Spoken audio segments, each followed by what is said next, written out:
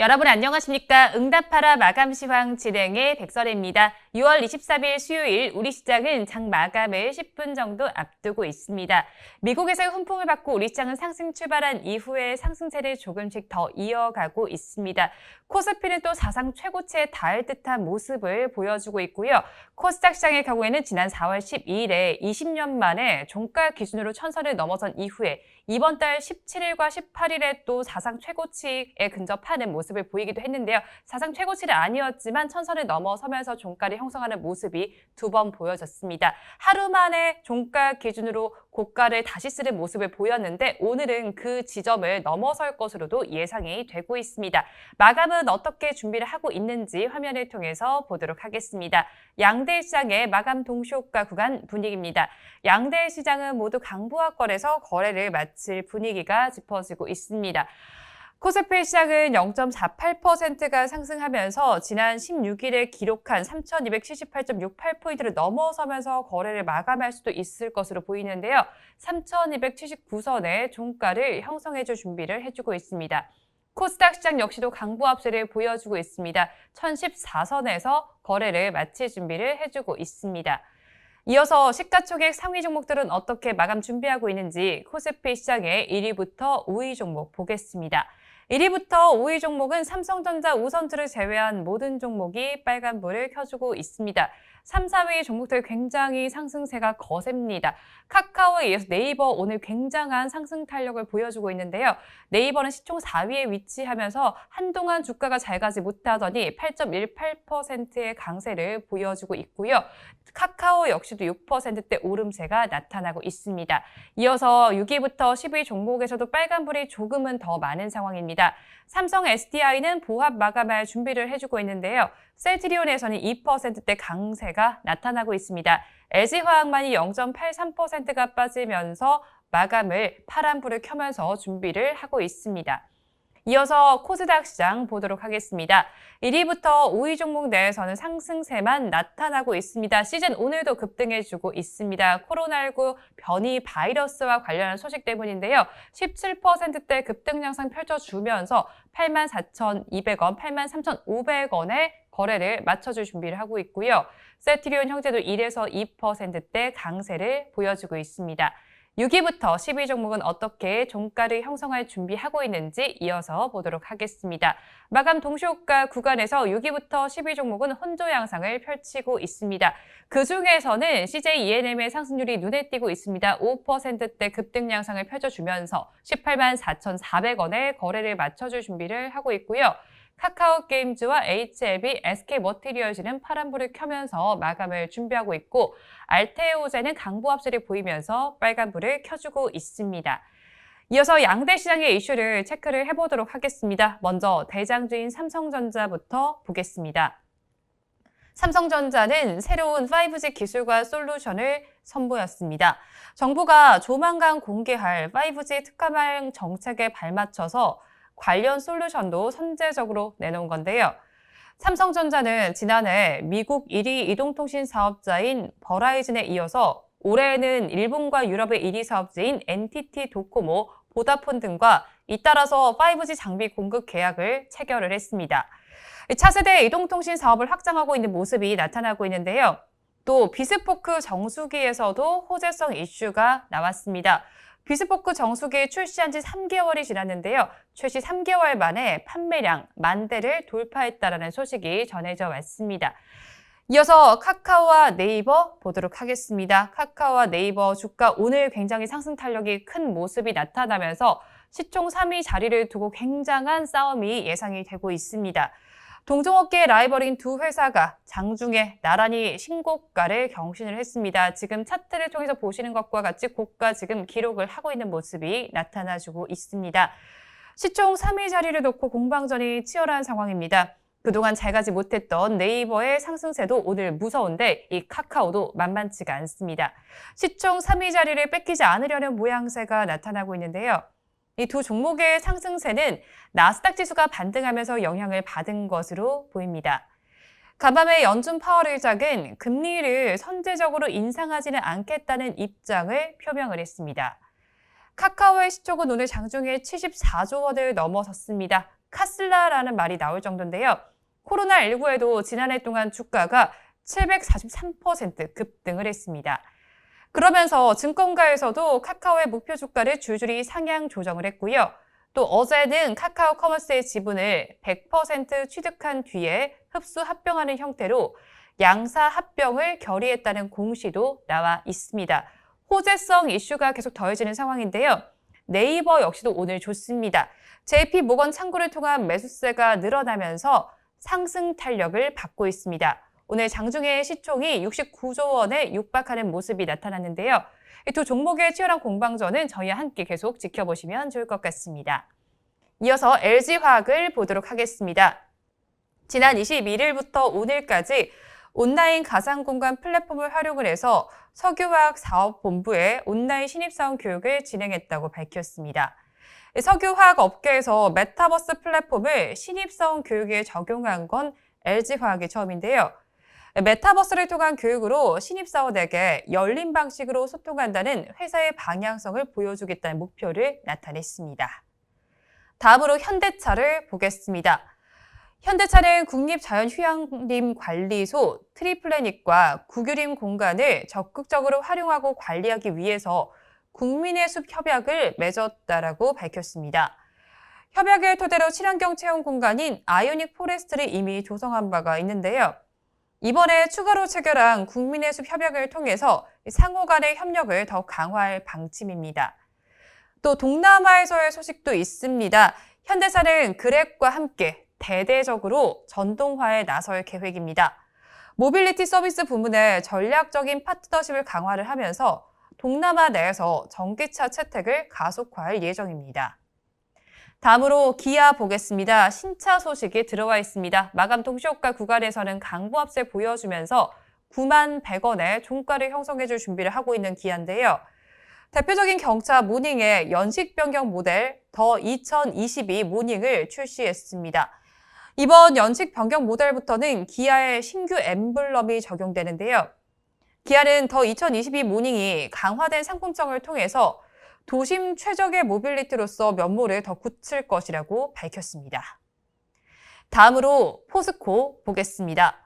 포스코가 유망 벤처기업 발굴부터 투자까지 전 과정을 지원합니다. 오늘부터 제21회 포스코 아이디어 마켓플레이스를 열고요. 유망 벤처기업의 데모데이를 진행을 합니다. 마감 동시효과 구간에서 포스코의 주가를 살펴보시면 하지만 약세를 보이고 있습니다. 0.59%가 빠지면서 파란불을 켜고 있습니다. 이어서 코스닥 시장으로 넘어가 보도록 하겠습니다. 시젠을 보겠습니다. 코로나19 변이 바이러스인 델타 플러스가 새롭게 확장이 되고 있습니다. 이 소식에 주가가 4거래일 연속 상승세를 보이고 있고요. 오늘 거래량도 터진 모습이 차트를 통해서 보실 수 있습니다. 인도에서 처음 발견된 델타 변이는 영국발 알파 변이보다도 감염력이 60%가 더 높고요. 심각한 증상을 불러일으키는 것으로 알려져 있습니다. CNN에 따르면 델타 변이가 이미 미국 내에서 신규 감염 사례의 20%를 차지하고 있는데요. 델타 변이가 급속하게 확산이 된다면 올해 후반에 미국 내에서 코로나19 감염을 대폭 증가시킬 수 있다고 보고 있습니다. 우리나라 역시도 신규 확진자 수가 늘어나고 있습니다. 오전장 분석에서도 말씀드렸듯이 어제 기준으로 집계된 신규 확진자 수는 645명입니다. 이런 소식이 오히려 CJENM은 호재로 작용을 하고 있습니다. 마지막으로 CJENM 보도록 하겠습니다. CJENM은 주요 부문의 실적 회복 기대감에 주가가 강세를 보이고 있습니다. 광고 경기가 회복이 되고요. 티빙 가입자가 확대가 되는 등 호재성 이슈가 나타나고 있습니다. 앞서서 CJENM은 올해부터 티빙에 3년간 4천억 원의 콘텐츠 투자 계획을 밝힌 바가 있습니다. 저희 방송을 통해서도 짚어드린 바가 있는데요.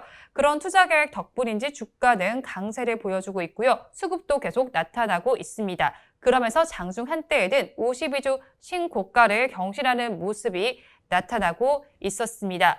양대 시장에서는 상승하는 종목보다는 하락하는 종목 수가 더 많지만 지수는 빨간불을 켜고 있습니다. 마감 동시효과 구간 함께 하셨습니다.